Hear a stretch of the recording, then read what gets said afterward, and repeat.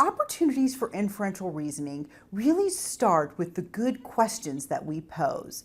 At the beginning of a statistics investigation, or perhaps throughout your exploration with data, the kinds of questions that we pose and we think about have to lead towards generalizations that go beyond the data at hand.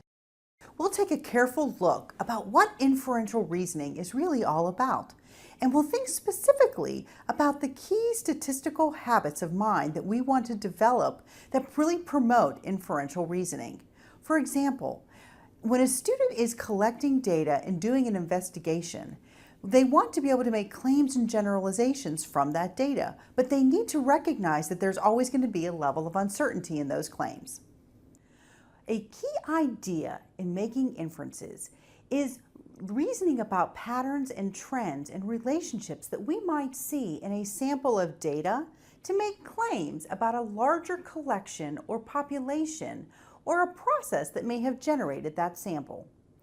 Sometimes a sample is generated or collected from a population where we are making claims about that population, such as a stratified random sample of voters to be able to make some claims about what might happen in an election.